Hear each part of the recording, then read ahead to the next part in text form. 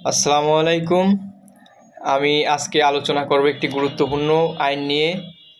এটা আমাদের আইনের ছাত্রের জানার পাশাপাশি প্রতিটা নাগরিকের জানা উচিত বলে আমি মনে করি। এ কারণে এই আইন সম্পর্কে মোটামুটি একটা সম্পূর্ণ ধারণা আমি দেওয়ার চেষ্টা করব এই ভিডিওতে। আর এইটা হচ্ছে মানি লন্ডারিং প্রতিরোধ আইন 2012। প্রথমে মানি লন্ডারিং এই শব্দটাকে একটু সংজ্ঞায়িত করি, জিনিসটা কী। এটা হচ্ছে আপনি আপনার বৈধ সম্পত্তি হোক বা অবৈধ সম্পত্তি হোক, আপনি নিয়ম বহির্ভূতভাবে বাংলাদেশ থেকে বাংলাদেশের বাইরে পাঠাইলেন, অথবা বাংলাদেশের বাইরে থেকে মানে বিদেশ থেকে বাংলাদেশের মধ্যে আনলেন। এটা যদি নিয়ম বহির্ভূতভাবে করেন, এটাই মানি লন্ডারিং। এইটাই না, শুধুমাত্র এমনকি মানি লন্ডারিংয়ের চেষ্টা, সহায়তা, ষড়যন্ত্র করলেও ওইটাও মানি লন্ডারিং হবে। এমনকি আপনি যদি মানি লন্ডারিং অপরাধলব্ধ ওই সম্পত্তিটা নিজের দখলে নেন, জেনে শুনে, জানেন যে ওইটা মানি লন্ডারিং অপরাধের সাথে জড়িত, তারপরেও আপনি ওই সম্পত্তির দখল নিছেন, তারপরেও কি হবে? তাইলেও আপনি মানি লন্ডারিং অপরাধ করছেন বলে গণ্য হবে। এমনকি আপনি যদি কাউকে বাঁচানোর চেষ্টা করেন মানি লন্ডারিং অপরাধের হাত থেকে, মানি লন্ডারিং যে অপরাধী আছে তাকে যদি আইনের হাত থেকে বাঁচানোর চেষ্টা করেন, ওইটাকেও আমরা মানি লন্ডারিং বলবো। তার মানে মানি লন্ডারিংয়ের বিস্তৃতিটা একটু বেশি। আপনি যে শুধু বাংলাদেশ থেকে বিদেশে পাচার করলেন টাকা বা অর্থ, আবার বিদেশ থেকে বাংলাদেশে নিয়ে আসলেন, এইটা তো হবেই, আরও পাশাপাশি সাহায্য সহযোগিতা, ষড়যন্ত্র করলেও হবে, এমনকি এই অপরাধের সাথে জড়িত ব্যক্তিকে সহায়তা করলেও এই অপরাধ হবে।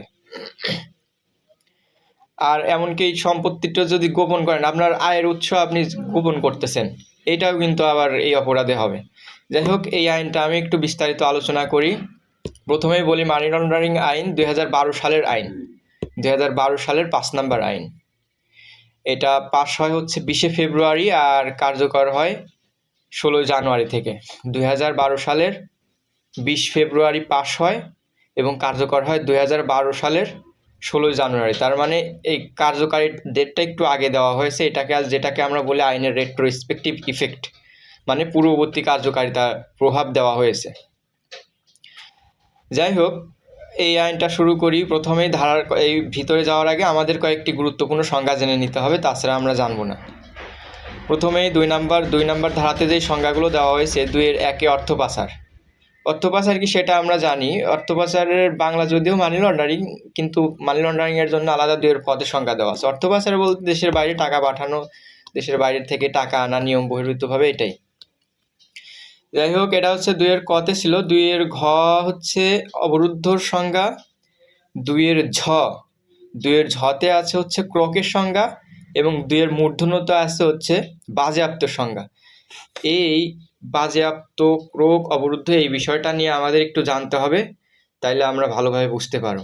প্রথমে 2-এর ঘ অবরুদ্ধ বলতেছে, অবরুদ্ধ হচ্ছে অস্থায়ীভাবে আদালতের নিয়ন্ত্রণে আনা ওই সম্পত্তিটাকে, মানে সম্পত্তিটাকে আপনি আদালত যদি এটা অবরুদ্ধ করে আপনার কোনো সম্পত্তি, তাইলে ওইটা আদালতের নিয়ন্ত্রণে চলে আসবে, তবে এটা অস্থায়ীভাবে চলে আসবে। পাশাপাশি ওই অবরুদ্ধকৃত সম্পত্তির নিষ্পত্তি হবে বাজেয়াপ্তির মাধ্যমে, মানে আপনার সম্পত্তিটা প্রথমে অবরুদ্ধ করছে, এর পরবর্তী স্টেপ বাজেয়াপ্ত করবে। এখন বাজেয়াপ্ত করলে কী হবে সেটা শুনতেছি। এবার যাই হচ্ছে আমরা ক্রোক হচ্ছে 2-এর ঝ, সম্পত্তি ক্রোক বা অ্যাটাচ। আর অবরুদ্ধ ছিল হচ্ছে সম্পত্তিটাকে ফ্রিজ করা। অ্যাটাচও একই কথা, বলতেছে যে অস্থায়ীভাবে আদালতের নিয়ন্ত্রণে আনা, কিন্তু এটার ক্ষেত্রে ব্যতিক্রম হচ্ছে এই সম্পত্তিটাকে আপনার চূড়ান্ত সিদ্ধান্ত গ্রহণের মাধ্যমে নিষ্পত্তিটা করা হয়। আদালত যখন একটা ক্রোকাদেশ দেয়, ওটা হচ্ছে চূড়ান্ত সিদ্ধান্ত গ্রহণের মাধ্যমে নিষ্পত্তি হবে, মানে মামলার একদম বিচার শেষ পর্যায়ে, বিচার শেষ, এখন ওইটা সিদ্ধান্ত নেবে যে কী করবে। এই জন্য বলতেছে চূড়ান্ত সিদ্ধান্ত। বিচার শেষে হয় ওই সম্পত্তিটাকে ফেরত দিবে, অথবা ওই সম্পত্তিটাকে ডাইরেক্ট নিলামে বিক্রি করে দিবে, এরকম। এই জন্য বলতেছে যে চূড়ান্ত সিদ্ধান্ত গ্রহণের মাধ্যমে ওই প্রকৃত সম্পত্তির নিষ্পত্তিটা করা হয়। কিন্তু ওই আমরা অবরুদ্ধর ক্ষেত্রে কিন্তু পড়েছিলাম, ওটা কিন্তু বাজেয়াপ্ত করতে হবে, মানে ক্রোক করছে, অবরুদ্ধ করছে, এরপরে বাজেয়াপ্তির মাধ্যমে নিষ্পত্তি করতে হবে। কিন্তু এইখানে বাজেয়াপ্তির মাধ্যমে না, চূড়ান্ত সিদ্ধান্তের, মানে মামলার শেষ পর্যায়ে এর নিষ্পত্তিটা হবে ক্রোক। এবার আমরা 2 এর মূর্ধন্যতে যাই, সম্পত্তি বাজেয়াপ্তকরণটা কি। এটা বলতেছে স্থায়ীভাবে, আগের 2টা ছিল অস্থায়ী, আর এটা বলতেছে স্থায়ীভাবে রাষ্ট্রের মালিকানায় নিয়ে নেওয়া, এটা হচ্ছে বাজেয়াপ্ত করা। তবে 3টার একটা কমন কাজ আমরা সবাই জানি, যে সম্পত্তি অবরুদ্ধ করুক বা ক্রোক করুক বা বাজেয়াপ্ত করুক, যাই করুক না কেন এই সম্পত্তি অন্য কোনোভাবে হস্তান্তর করা যাবে না। হস্তান্তর বলতে বিক্রয়, বন্ধক এইসব কি বোঝাচ্ছে। কোনো কিছু করতে পারবেন না, কোনো লেনদেনে করতে পারবেন না, এমনকি আপনি ওই সম্পত্তিতে কোনো দায় সৃষ্টি করতে পারবেন না। এটা হচ্ছে এই 3টার বেসিক একটা নিয়ম। তবে যে ক্ষুদ্র ক্ষুদ্র পার্থক্য, যেমন ওই অবরুদ্ধ ক্রোক অস্থায়ীভাবে আদালতের নিয়ন্ত্রণে আনা, বাজেয়াপ্ত স্থায়ীভাবে নিয়ন্ত্রণে আনা। তবে বাজেয়াপ্ত যায় রাষ্ট্রের অনুকূলে, এই 2টা যায় আদালতের তত্ত্বাবধানে। এরকম কিছু সংজ্ঞাতে আছে, দেখছেন। আচ্ছা, পাশে আরেকটা জিনিস জেনে নিই, জব্দ কি। জব্দ হচ্ছে এটা আইন প্রয়োগকারী সংস্থা যারা আছে, যেমন আপনার সেনাবাহিনী, পুলিশ, এরা তাৎক্ষণিকভাবে কোনো কিছু দখলে নিলে ওইটাকে জব্দ বলা হয়। যেমন আপনার 1 ট্রাক মাদক পাওয়া গেছে অবৈধ, রাস্তায় 1 ট্রাক মাদক ধরা পড়ছে, এখন এটা কি করবে, এটা যারা আইন প্রয়োগকারী সংস্থারা আছে এরা ইনস্ট্যান্টলি এরা নিজেদের দখলে নেবে তাৎক্ষণিকভাবে, মানে দেখা মাত্রই তারা দখলে নিয়ে নেবে এটা। পাশাপাশি যদি ওই যে অবৈধ অস্ত্র ধরা পড়ে, তাহলে সাথে সাথে এটা কি নিজেদের দখলে নেয় আইন শৃঙ্খলা বাহিনীরা বা আইন প্রয়োগকারী সংস্থারা, এই জন্য এইটাকে বলা হয় হচ্ছে জব্দ। তাহলে আমরা এগুলো বিস্তারিত শুনলাম। এবার পাশাপাশি জানবো হচ্ছে 2 এর বর্গীয় জ। 2 এর বর্গীয় জ, আদালত বলতে বোঝাবে স্পেশাল জজের আদালত, মানে এই আইনের অধীনে যেই আদালতের কথা বলা হয়েছে এটা স্পেশাল জজের আদালতের কথা বলা হয়েছে 2 এর বর্গীয় জ। পাশাপাশি আমরা গুরুত্বপূর্ণ 2 এর ঠ জানবো। 2 এর ঠ হচ্ছে তদন্তকারী সংস্থা, এবং তদন্তকারী সংস্থার সংজ্ঞায় বলা হয়েছে যে এটা হচ্ছে সরকার যাকে তদন্তকারী সংস্থা হিসেবে করবে তাকে নিযুক্ত করবে। 2টা সংস্থার কথা বলা হয়েছে। একটা হচ্ছে যদি পুলিশের মধ্যে থেকে তদন্ত করায়, তাহলে বলতেছে যে অপরাধের তদন্ত বিভাগ যেটা ওটা করবে, মানে ক্রিমিনাল ইনভেস্টিগেশন ডিপার্টমেন্ট যেটা সিআইডি। তাহলে পুলিশের মধ্যে থেকে যদি তদন্তটা করায় সিআইডি করবে, আর যদি পুলিশের আর সরকারের অনুমতি নিয়ে বাংলাদেশ ফাইন্যান্সিয়াল ইন্টেলিজেন্স ইউনিট যেই তদন্তকারী সংস্থা কাঠামো গঠন করবে সেটাই এই জিনিসটা আমরা পাবো, আবার 9 ধারাতেও পাবো। যাই হোক, এটাও গুরুত্বপূর্ণ ছিল। পাশাপাশি আমরা জানবো যেটা সবচেয়ে বেশি গুরুত্বপূর্ণ, সেটা হচ্ছে 2 এর ফ, মানে মানি লন্ডারিংয়ের সংজ্ঞাটা কি। শুরুতে একটু পড়েছিলাম যে সম্পত্তি আপনার বৈধ হোক বা অবৈধ হোক, এক দেশ থেকে বাংলাদেশের বাইরে নিলেন, এটাও মানি লন্ডারিং। বাংলাদেশের বাইরে থেকে আইন বহির্ভূতভাবে বাংলাদেশে নিয়ে আসলেন, এটাও মানি লন্ডারিং। পাশাপাশি একটা আপনার টাকার অর্থর উৎস বা মালিকানা গোপন রাখছেন, এটা জানাচ্ছেন না, এটাও মানি লন্ডারিং। মানে একটা কর্তৃপক্ষ জিজ্ঞাসা করলো, আপনি বলতেছেন না, এটাও মানি লন্ডারিং অপরাধ হবে। অপরাধের চেষ্টা, আবার মানি লন্ডারিং অপরাধের চেষ্টা, সহায়তা, ষড়যন্ত্র, এগুলো করলে এগুলো আবার মানি লন্ডারিং অপরাধ হবে। এমনকি কেউ মানি লন্ডারিং অপরাধ করছে, তাকে আপনি কি করতেছেন, আইনের হাত থেকে বাঁচানোর চেষ্টা করতেছেন, এইটাও মানি লন্ডারিং অপরাধ হবে 2 এর ফ অনুযায়ী। এবার গুরুত্বপূর্ণ সংজ্ঞা হচ্ছে রিপোর্ট প্রদানকারী সংস্থা, 2 এর বতে আছে। রিপোর্ট প্রদানকারী সংস্থা বলতে যেমন আর্থিক প্রতিষ্ঠান আছে, ব্যাংক আছে, বিমা আছে, মানে মানি এক্সচেঞ্জার, যেগুলা আপনার টাকাগুলো কি করে, অর্থ প্রেরণ করার দায়িত্ব যেই প্রতিষ্ঠানগুলো করে, এইগুলার কথাই মূলত বলা হয়েছে, যেটা রিপোর্ট করে প্রদানকারী সংস্থা। সম্পৃক্ত অপরাধ বলতে কি বোঝানো হয়েছে, 2 এর তালব্যস্য সম্ভবত সম্পৃক্ত অপরাধের সংজ্ঞা। ওইখানে বলা হয়েছে যে মানি লন্ডারিংয়ের অপরাধের চেষ্টা করুক বা মানি লন্ডারিংয়ের অপরাধের সহায়তা করুক। এইখানে যদি আপনার চুরি, দস্যুতা, ওই যে পেনাল কোডের ম্যাক্সিমাম পেনাল কোডের যেই অপরাধগুলো ওইগুলোই দেওয়া আছে, চুরি, দস্যুতা, ডাকাতি, এইগুলার সাথে যদি মানি লন্ডারিং অপরাধ থাকে তাহলে ওইটা সম্পৃক্ত অপরাধ। সোজা ভাষায় বলতে পারি, এই অপরাধের সাথে যদি অন্য কোনো অপরাধ জড়িত থাকে সেটা, ঘুরে ফিরে এই অপরাধগুলোই আসে। এবার আমরা 3 ধারাতে যাব। 3 ধারাতে বলা হয়েছে যে আপনার আইনের প্রাধান্য, অন্য আইনে যাই কিছু বলা থাকুক এই আইনটা প্রাধান্য পাবে, কারণ আমরা জানি এটা সাধারণত বিশেষ আইনগুলো জেনারেল আইনগুলা থেকে বেশি প্রাধান্য পায়, কারণ জেনারেল আইনগুলো অন্য আইনগুলোকে কি করে, প্রভাবিত করে না। এবার গুরুত্বপূর্ণ হচ্ছে 4 ধারা। 4 ধারাতে বলা হয়েছে মানি লন্ডারিং অপরাধের দণ্ড এই সম্পর্কে। 4 এর 1 ধারাতে বলা হয়েছে যে মানি লন্ডারিং একটি অপরাধ বলে গণ্য হবে। তাহলে মানি লন্ডারিং একটি অপরাধ হবে, এটা কোথায় আছে, 4 এর 1। আর স্যারের 2 বলতেছে যে কেউ যদি এই মানি লন্ডারিং এর অপরাধটা করে অথবা চেষ্টা, সহায়তা বা ষড়যন্ত্র এইগুলা যদি করে তাহলে সেও অপরাধী হবে, এমনকি শাস্তি হিসেবে বলতেছে ন্যূনতম 4 বছর থেকে শুরু করে সর্বোচ্চ 12 বছর পর্যন্ত শাস্তি হবে, মানে কারাদণ্ড হবে। এমনকি বলতেছে যে এই সম্পত্তিটা মানি লন্ডারিং অপরাধের সাথে জড়িত ওই সম্পত্তির দ্বিগুণ অথবা 10 লাখ, যেটা অধিক হবে সেই পরিমাণ অর্থদণ্ড দিতে পারবে আদালত, এটা বলা হয়েছে। পাশাপাশি মানি লন্ডারিং এর যদি টাকা অর্থটা দিতে না পারে, মানে যেই আদালত যেই অর্থদণ্ডটা দিছে এই অর্থদণ্ড যদি দিতে না পারে তাহলে ওর বিনিময়ে কিন্তু কারাদণ্ডও হবে। তার মানে আমরা এই যে এটা কিন্তু ওই যে সিআরপিসি একটা ধারাতে আছে শুরুর দিকে, অর্থদণ্ড অনাদায়ে যে কারাদণ্ডের বিধান, বিষয়টা এরকম, আর পেনাল করেও আছে। যাই হোক, এটা হচ্ছে 4-এর 2 ছিল, এবং 4-এর 3 বলতেছে যে সম্পত্তি বাজেয়াপ্তকরণের আদেশ দিতে পারে, যেটা শুরুতেই পড়েছিলাম আমরা, সম্পত্তি বাজেয়াপ্ত সংজ্ঞা 2-এর ঝ, সম্পত্তি বাজেয়াপ্তকরণের আদেশও দিতে পারে মানি লন্ডারিং অপরাধ করলে। এটা হচ্ছে 4-এর 3 ধারা। এবং 4-এর 4 ধারায় বলতেছে কোনো সত্তা বলতে কি, যেগুলো কৃত্রিম ব্যক্তি, মানে মানুষ না কিন্তু মানুষের মতো তাদের বিরুদ্ধে মামলা করা যায়, এই যেমন বিশ্ববিদ্যালয় বলেন বা অন্যান্য প্রতিষ্ঠান বলেন, এদের বিরুদ্ধে কি করা যায়, মামলা করা যায়, এই কারণে এদেরকে সত্তা বলে।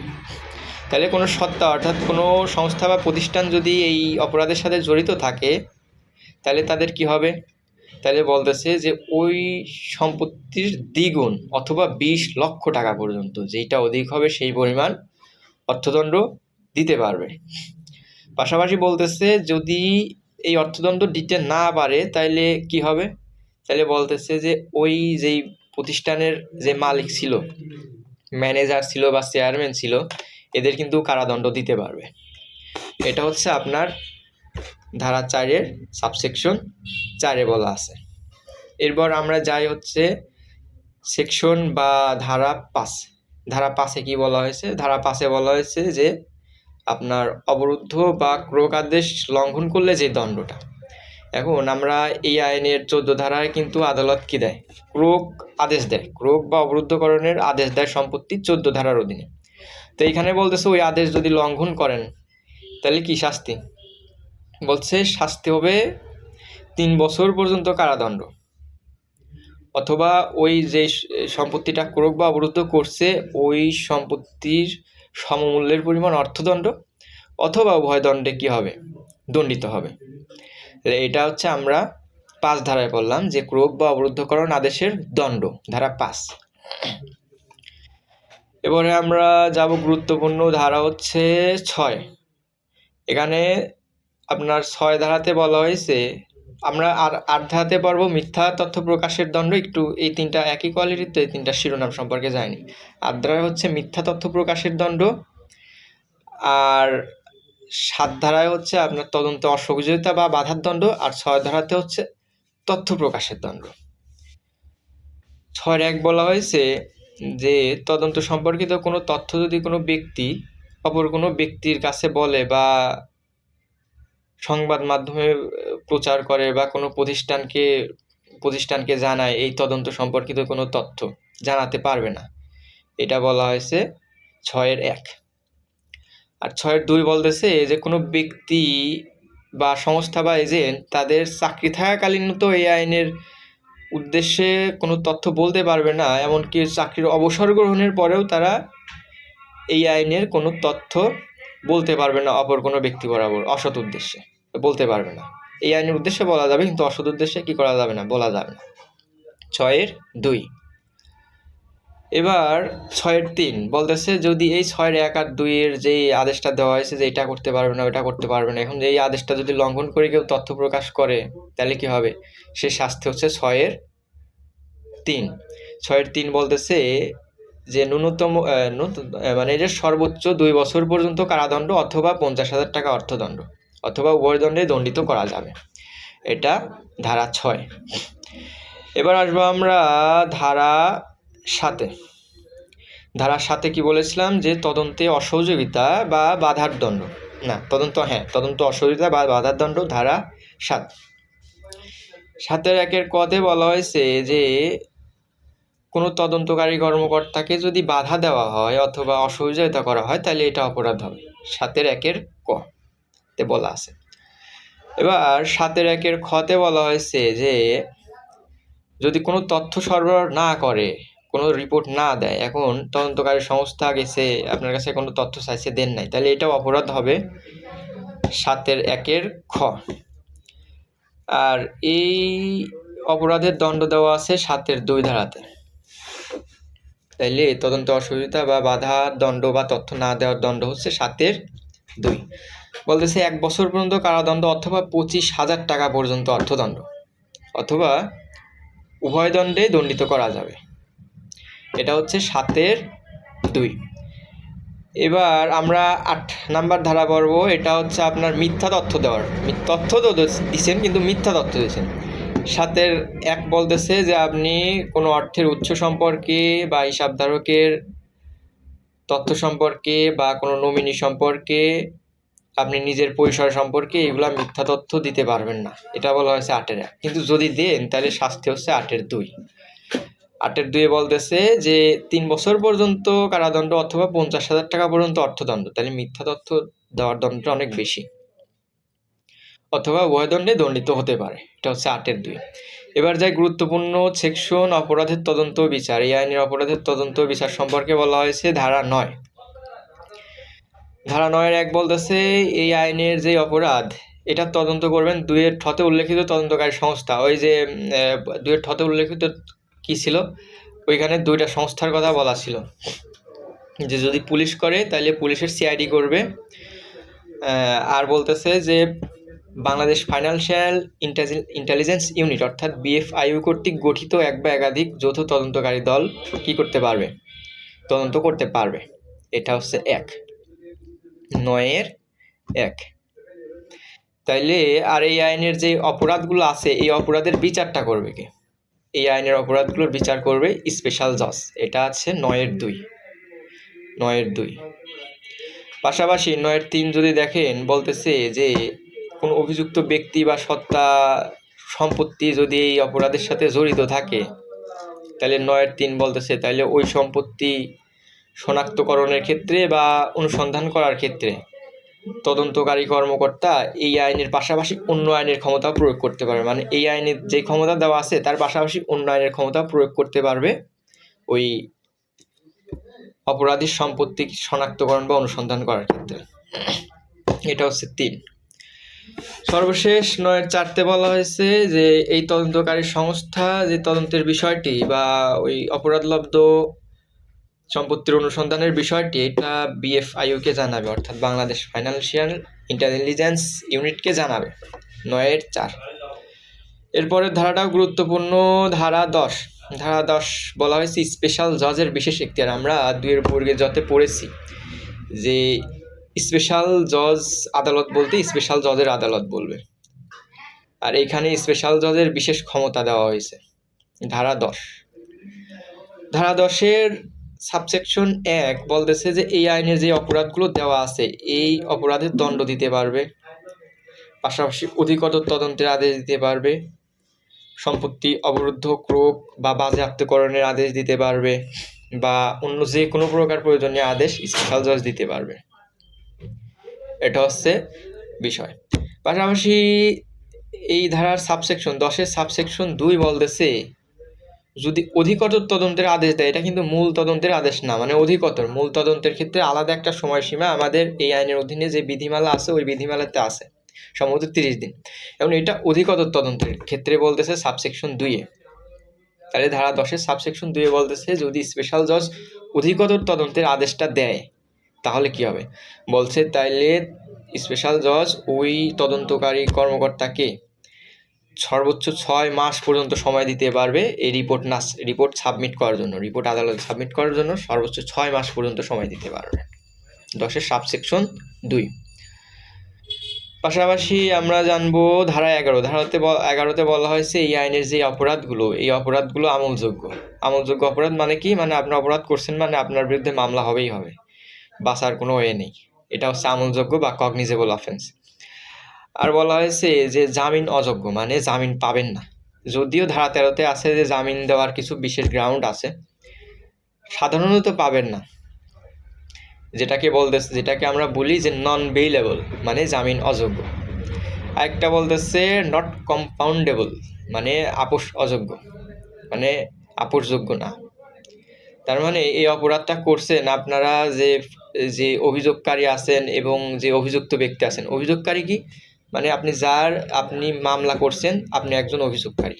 আর অভিযুক্ত ব্যক্তি কি, যার বিরুদ্ধে মামলা করতেছেন ওই হচ্ছে অভিযুক্ত ব্যক্তি।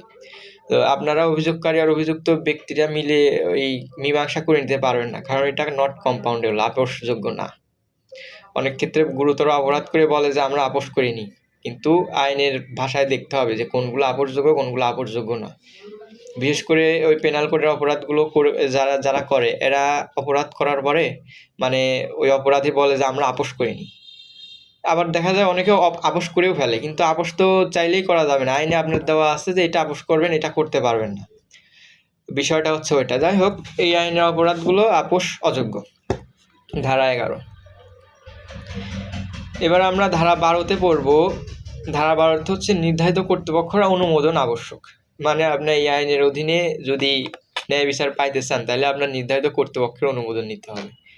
যাই হোক, এই 12-1 বলতেছে যে নির্ধারিত কর্তৃপক্ষের অনুমোদন ছাড়া কোনো আদালত এই মামলা বিচারের জন্য আমলে নেবেন না।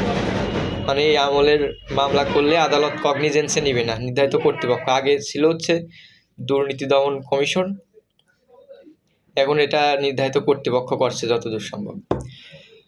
যাই হোক, এখন এমনকি এই 12-এর সাবসেকশন 2 বলতেছে যে তদন্তকারী কর্মকর্তা শেষ করলো, এখন সাধারণ নিয়ম হচ্ছে ওই তদন্তের রিপোর্টটা আদালতে সাবমিট করবে।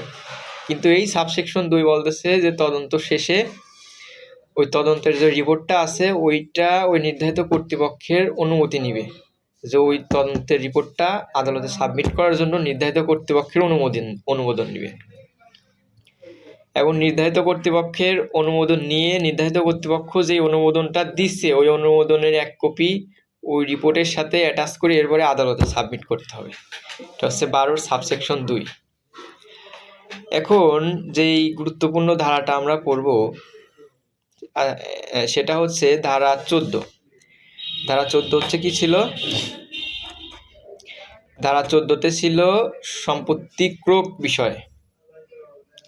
তাহলে ধারা 14-তে ছিল আমাদের সম্পত্তি ক্রোক করা বিষয়। আমরা এই ক্রোকের সংজ্ঞা পড়েছি 2-এর ঝতে।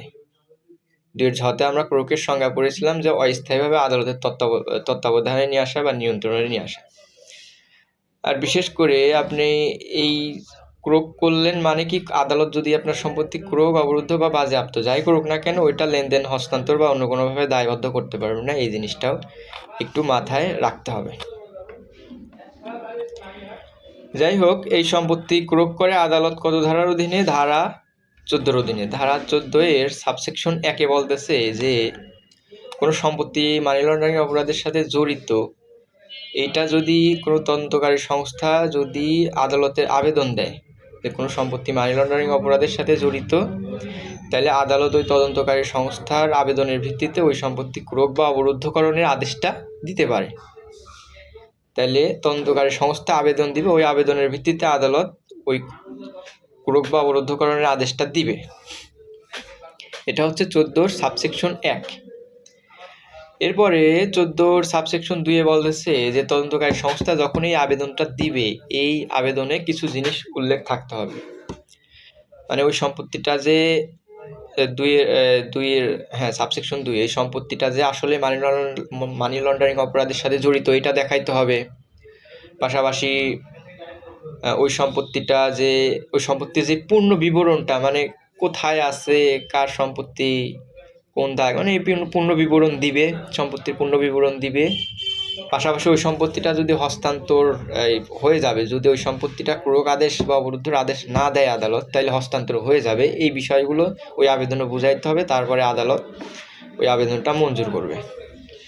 এটা হচ্ছে 14-র সাবসেকশন 2।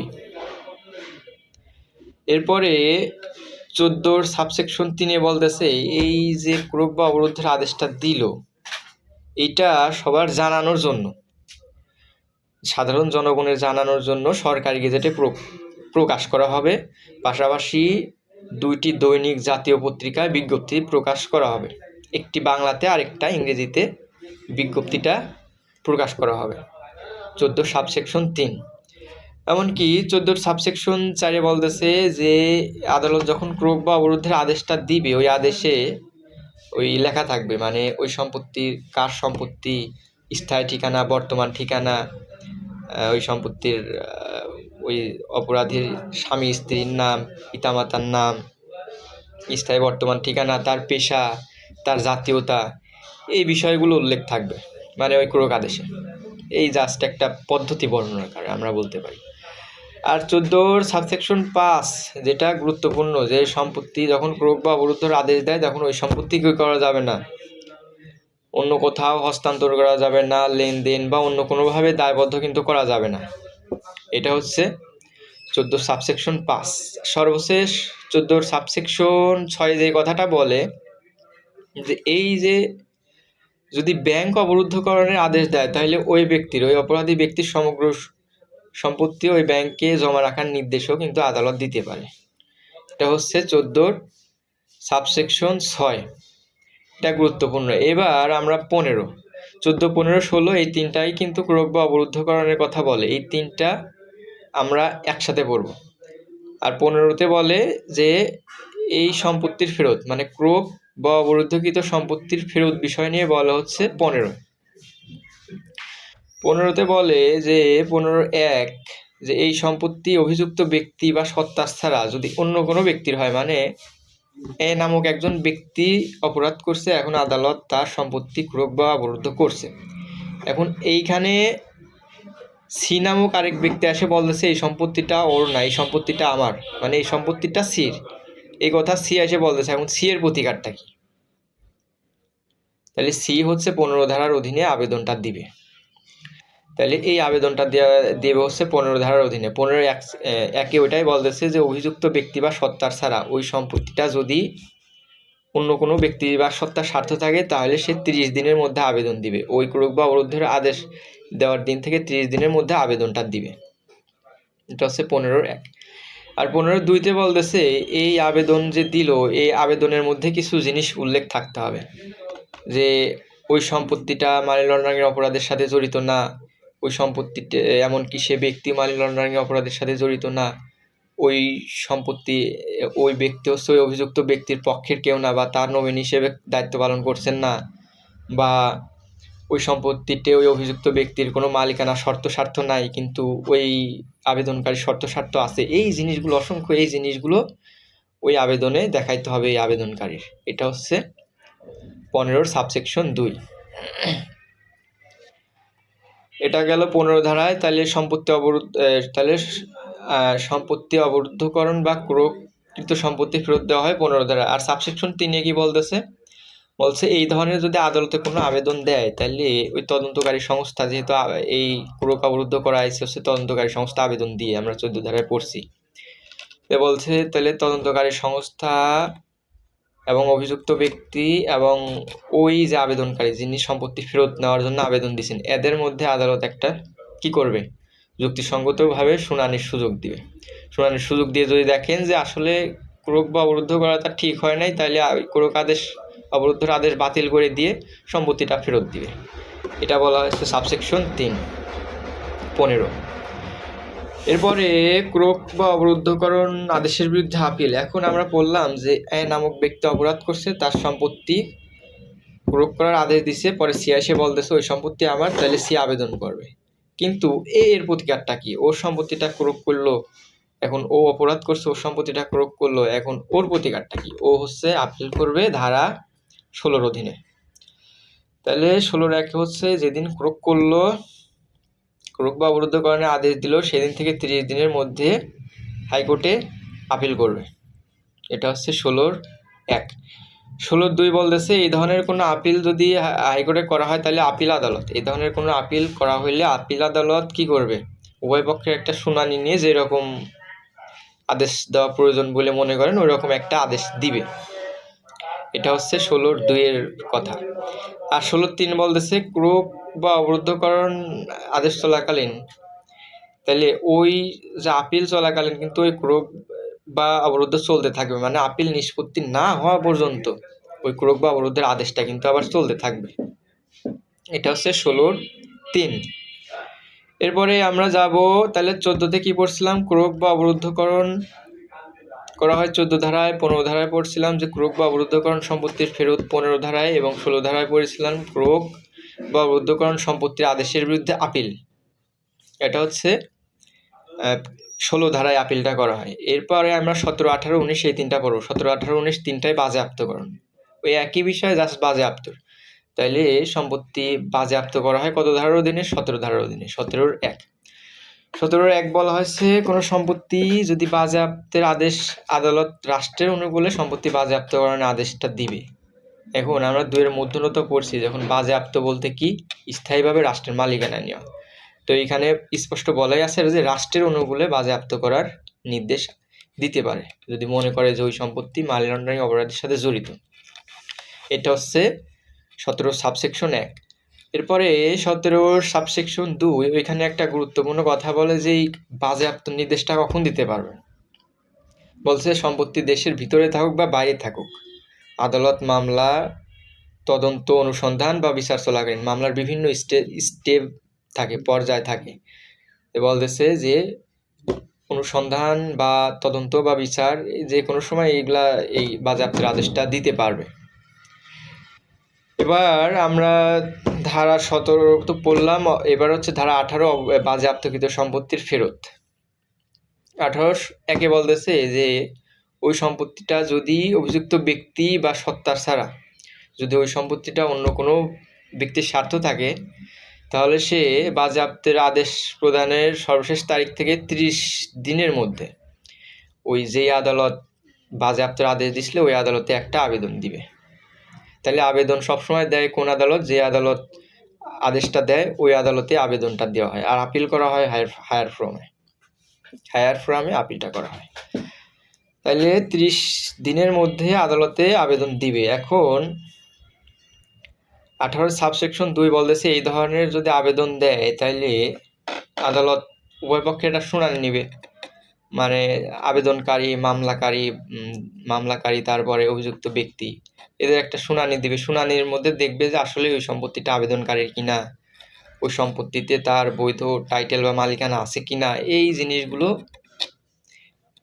আদালত বিবেচনা করবে। বিবেচনা করার পরে যদি দেখেন যে ঠিক আছে ফেরত দেবেন, না হলে ওই রকমই থাকবে। এটা হচ্ছে 18। এরপরে হচ্ছে ধারা 19 যে ক্রোক বা অবরুদ্ধকৃত যে বাজেয়াপ্তকৃত সম্পত্তি আদেশ, বাজেয়াপ্তকৃত সম্পত্তি যেই বাজেয়াপ্তকরণের আদেশ দিল এই আদেশের বিরুদ্ধে আপিল হবে 19 ধারার অধীনে। অভিযুক্ত ব্যক্তি বা সত্তার যিনি আছেন, মানে এ নামে একজন ব্যক্তি অপরাধ করছে, এখন এই সম্পত্তি বাজেয়াপ্ত করছে, এখন এর প্রতিকার কি? এখন ও হচ্ছে এই 19 ধারার অধীনে আসে আপিল করবে। তো বলতেছে আপিল করবে হাইকোর্টে 30 দিনের মধ্যে। কবে থেকে? বলতেছে যে ওই বাজেয়াপ্তর আদেশ যেদিন দিল, সর্বশেষ বিজ্ঞপ্তি যেদিন প্রকাশ হইলো ওই দিন থেকে 30 দিনের মধ্যে আপিলটা করবে হাইকোর্টে। এখন 18(19)(2) বলতেছে যে এই যে আপিল করলো, এই আপিল করলে আপিল আদালত উভয় পক্ষের শুনানির একটা সুযোগ দিয়ে যেরকম উপযুক্ত মনে করেন সেরকম আদেশটা দিবেন। এটা হচ্ছে 19(2). পাশাপাশি আমরা 20 নাম্বার পড়বো যে বাজেয়াপ্তকৃত সম্পত্তির নিষ্পত্তিকরণ প্রক্রিয়াটা ধারা 20-এর অধীনে হয়। এখানে ধারা 20-এ যে কথাটা বলা হয়েছে যে ধারা 20-এর 1-এ আদালত তো আমরা জানলাম যে কি সম্পত্তি বাজেয়াপ্ত করলো। এখন সম্পত্তি বাজেয়াপ্ত যদি করা হয় তাহলে সরকার আদালতের অনুমতি নিবে, আদালতের অনুমতি নিয়ে ওই বাজেয়াপ্তকৃত সম্পত্তি যেটা ধ্বংস করা প্রয়োজন ওইটা বাদে অন্যান্য যে সম্পত্তিগুলো আছে এগুলা বাণিজ্যিকভাবে বা নিলামে বা অন্য কোনোভাবে নিষ্পত্তি করে বিক্রিটা করে দিতে পারবে। এটা হচ্ছে সাবসেকশন 1, 20-এর সাবসেকশন 1। আর এই সম্পত্তিগুলো নিলামে বিক্রি করার পরে যে অর্থগুলো হবে এই অর্থগুলো বিক্রি করে রাষ্ট্রীয় কোষাগারে জমা দিতে হবে 20-এর সাবসেকশন 2। এখন বাজেয়াপ্ত করলে সম্পত্তির দুইটা ব্যবস্থা নিতে পারে, একটা হচ্ছে ধ্বংস আর একটা হচ্ছে বিক্রি করে রাষ্ট্রীয় কোষাগারে জমা দেওয়া। এখন যদি এমন কোনো সম্পত্তি হয় যেটা ধ্বংস করা প্রয়োজন, যেমন আমরা মাদকদ্রব্য নিয়ন্ত্রণে পড়ছি, কিছু অবৈধ মাদক, এমন কোনো মাদক আছে যেটা ধ্বংস করার প্রয়োজন হয়, আবার কিছু মাদক বিক্রি করে, এটা হচ্ছে ওই জাতীয় কিছু একটা বোঝাইছে যে যেইটা আপনার যেটা ধ্বংস করার প্রয়োজন ওইটা ব্যতীত অন্যান্যগুলো বিক্রি করে দিবে।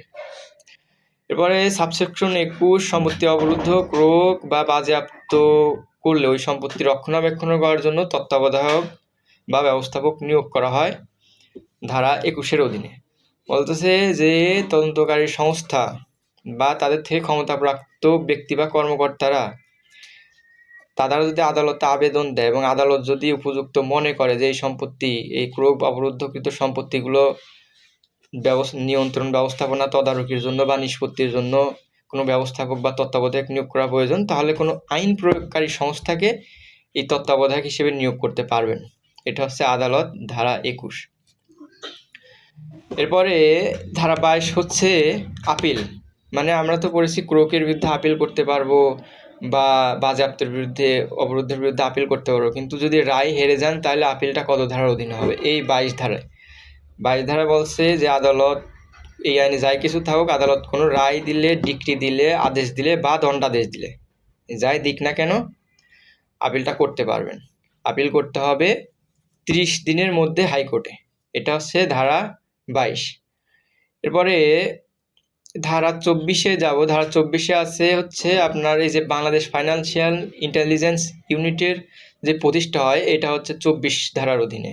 আর মানি লন্ডারিং অপরাধ প্রতিরোধ ও দমনের করার জন্য এদের যে ক্ষমতা ও দায় দায়িত্ব, এই ক্ষমতা ও দায় দায়িত্বর বিষয়টা দেওয়া হচ্ছে, বর্ণিত আছে ধারা 23 এবং ধারা 25-এ আছে বিদেশ রিপোর্ট প্রদানকারী সংস্থার যেই দায় দায়িত্ব, সেটা হচ্ছে ধারা 25-এর অধীনে হবে। আমরা 2-এর বতে পড়েছিলাম রিপোর্ট প্রদানকারী সংস্থা কারা। এরপরে ধারা 26-এ আছে যে বিদেশি রাষ্ট্রের সাথে চুক্তি, মানে এই আইনে অপরাধ করলে যাতে ওই অপরাধীকে ফেরত আনা যায় বা সম্পত্তি বাজেয়াপ্ত করা যায়, দেশের বাইরের সম্পত্তি, এই কারণে বিদেশি রাষ্ট্রের সাথে চুক্তি হবে 26 ধারার অধীনে। আর 27 ধারার অধীনে কোনো সত্তা যদি এই অপরাধ সংগঠন করে তাহলে তাদের বিরুদ্ধে ব্যবস্থা কী নেবে, সেটা হচ্ছে 27 ধারা। মানে সত্তা বলতে আমি আগেও বলছি যে ব্যক্তি না, কিন্তু অন্য কোনো প্রতিষ্ঠান, যাকে কৃত্রিম ব্যক্তি হিসেবে ধরা হয়, প্রতিষ্ঠান বলতেছে যে ওই প্রতিষ্ঠানের যে মালিক আছে, পাশাপাশি যারা চেয়ারম্যান আছে বা পরিচালক আছে বা সচিব আছে, এদেরকে অপরাধী বলে গণ্য করা হবে যতক্ষণ না তারা অপরাধ করে না এই জিনিসটা প্রমাণ করতে না পারে, এরা অপরাধ হিসেবে গণ্য হবে ধারা 27 অনুযায়ী। আর ধারা 28-এ বলা হয়েছে সরল বিশ্বাসের কৃতকাজ। মানে এই আইনে যারা ক্ষমতাপ্রাপ্ত ব্যক্তি আছে, যেমন তদন্তকারী সংস্থা বা অন্যান্য যারা ব্যক্তি আছে, এরা যদি সরল বিশ্বাসে কোনো কাজ করে, এর ফলে যদি কোনো কেউ ক্ষতিগ্রস্ত হয়েও যায়, তাইলে তারা কি করতে পারবে না, তাদের বিরুদ্ধে দেওয়ানি বা ফৌজদারি মামলা দায়ের করা যাবে না, কারণ তারা সরল বিশ্বাসে করছে। সরল বিশ্বাস মানে ডিউ কেয়ার আর অ্যাটেনশন। এটা কিন্তু আমরা পেনাল কোডের 52 ধারায় পড়েছি, গুড ফেইথ। যে সরল বিশ্বাস কি, ডিউ কেয়ার অ্যান্ড অ্যাটেনশন, মানে যথাযথ সতর্কতা এবং মনোযোগী সহকারে কোনো একটা কাজ করছে, তারপরেও ভুল হয়ে গেছে, তাহলে ওটাকে বলবো যে সরল বিশ্বাসে আসলে ব্যক্তি কাজটা করেছিল। এটা হচ্ছে ধারা 28। ধারা 29-এ বলছে এই আইনের অধীনে সরকার যদি চায় বিধি প্রণয়ন করতে পারবে। যেটা আমরা জানি এই আইনের অধীনে কিন্তু একটা বিধিমালা আছে, ওইটার কথা বলতেছে যে এই সরকার যদি চায় বিধি প্রণয়ন করে ওই বিধিমালাতে বিস্তারিত নিয়মকানুন বলে দিবে। এটা হচ্ছে ধারা 29। সর্বশেষ ধারা 31 রহিতকরণ বা হেফাজত। মানে পূর্বে এই আইন কার্যকর হওয়ার পূর্বে কিন্তু আরেকটা 2009 সালের মানি লন্ডারিং প্রতিরোধ আইন ছিল, তো ওইটা রিপিল করা হয়েছে, ওই কথাই বলতেছে, ওইটা এখন চলবে না, এখন এটা চলবে ধারা 31। আর ধারা 30-এ কি বলা হয়েছে? ধারা 30-এ বলা হয়েছে যে এই আইন বাংলা এবং ইংরেজি আইনের সাথে যদি সংঘর্ষ দেখা যায়, বিরোধ দেখা যায়, তাহলে বাংলা প্রাধান্য পাবে। এর কারণ আমরা জানি যে যেই আইন যেই ভাষায় প্রণয়ন করা হয় ওই আইনগুলা ওই ভাষাতেই প্রাধান্য পায়, এটা হচ্ছে বেসিক নিয়ম। তো এই আইনের বাংলাটা প্রাধান্য পায়, এই কথাটা হচ্ছে আপনার বলা হয়েছে। তাহলে একটু যদি রিভিশন দিই, 1 ধারায় সংজ্ঞা ছিল, 2 ধারায় সংজ্ঞা ছিল, 3 ধারা হচ্ছে আইনের প্রাধান্য ছিল, 4 ধারায় মানি লন্ডারিং অপরাধের দণ্ড ছিল। 5 ধারাতে ছিল হচ্ছে আপনার এই যে সম্পত্তি ক্রোক বা অবরুদ্ধকরণ আদেশ লঙ্ঘন করলে তার শাস্তি 5 ধারায়। 6 ধারায় হচ্ছে তথ্য প্রকাশের শাস্তি। 7 ধারায় তদন্তকারী কর্মকর্তাকে অসহযোগিতা বা বাধা দিলে শাস্তি। 8 ধারায় মিথ্যা তথ্য দিলে শাস্তি। আর 9 ধারা অপরাধের তদন্ত ও বিচার অপরাধের তদন্ত এবং বিচার সম্পর্কিত বিধানগুলো 9 ধারায়। পাশাপাশি আপনার 10 ধারায় আছে যে স্পেশাল জজের বিশেষ এখতিয়ার। 11 ধারায় মানি লন্ডারিং অপরাধ যে আমলযোগ্য, আপোস অযোগ্য, জামিন অযোগ্য। আর 12 ধারায় হচ্ছে আপনার নির্ধারিত কর্তৃপক্ষের অনুমোদন লাগবে। 13 ধারায় হচ্ছে জামিন সংক্রান্ত বিধান। জামিন সংক্রান্ত বিধান ধারা 13। ধারা 13-র ধারা 13-র কতে বলা হয়েছে অভিযোগকারী পক্ষকে শুনানির সুযোগ দিয়ে জামিন দিতে পারবে। মানে যারা অভিযোগকারী আছে এবং অভিযুক্ত ব্যক্তি আছে এদের মধ্যে শুনানি হবে এবং শুনানির পরে যদি দেখে যে জামিন দেওয়া যায় তাহলে জামিন কিন্তু দিতে পারবে। এটা হচ্ছে 13-1। আর 13-2-তে বলছে যে আদালত যদি মনে করে যে এ দোষী সাব্যস্ত হওয়ার কোনো যুক্তিসঙ্গত কারণ নাই তাইলে জামিন দিতে পারে। 13-খ। আর 13-গ-তে বলছে হচ্ছে যদি অভিযুক্ত ব্যক্তি অর্থাৎ অপরাধী যদি একজন শিশু হয়, নারী হয় বা অক্ষম হয় এবং এদেরকে যদি জামিন দিলে ন্যায় বিচার বিঘ্নিত না হয় তাইলেও আদালত এদেরকে ন্যায় বিচারের সাথে জামিন দিতে পারবে। তাহলে জামিন সংক্রান্ত বিধান 13। পরে ধারা 14-তে ক্রোক বা অবরুদ্ধকরণের আদেশ। ধারা 14, 15-তে সম্পত্তি ক্রোক বা অবরুদ্ধকরণ সম্পত্তি ফেরত দেওয়া হয় 15-তে। 16-তে হচ্ছে ক্রোক বা অবরুদ্ধকরণ সম্পত্তির যে ক্রোক আদেশের বিরুদ্ধে আপিল 16-তে। 17-তে বাজেয়াপ্তকরণের আদেশ দেওয়া হয় 17-তে। 18-তে বাজেয়াপ্তকৃত সম্পত্তির ফেরত। 19-তে বাজেয়াপ্তকৃত সম্পত্তির বিরুদ্ধে আপিল। 20-তে হচ্ছে বাজেয়াপ্তকৃত সম্পত্তির নিষ্পত্তিকরণ প্রক্রিয়া। 21-তে হচ্ছে সম্পত্তির তত্ত্বাবধায়ক নিয়োগ দেখাশোনা করার জন্য। 22-তে হচ্ছে আপিল 30 দিনের মধ্যে হাইকোর্টে। 23 হচ্ছে সম্পৃক্ত যেই অপরাধগুলো আছে যে আমরা পড়েছি যে রিপোর্ট প্রদানকারী সংস্থার দায়িত্ব হচ্ছে 25 ধারাতে আছে। আর 24 ধারাতে আছে বাংলাদেশ ফাইন্যান্সিয়াল ইন্টেলিজেন্স ইউনিট প্রতিষ্ঠা। 23 ধারাতে আছে BFIO মানে এই সংস্থার ক্ষমতা এবং দায়িত্ব। 26 ধারায় বিদেশি রাষ্ট্রের সাথে চুক্তি। 27 ধারাতে আছে হচ্ছে আপনার সরল বিশ্বাসে সত্তা কর্তৃক অপরাধ। 28 ধারায় সরল বিশ্বাস। 29 ধারায় বিধি প্রণয়ন ক্ষমতা। আর 30 ধারায় প্রাধান্য আইনের প্রাধান্য এবং 30 ধারায় আইনের প্রাধান্য বলতে বাংলায় প্রাধান্য পাবে আর কি। আর সর্বশেষ 31 ধারায় রহিতকরণ হয়েছে পূর্বের আইনটা এবং এখন 2012টা কার্যকর আছে। সবাই ভালো থাকবেন, সুস্থ থাকবেন, আমার জন্য দোয়া করবেন। আসসালামু আলাইকুম।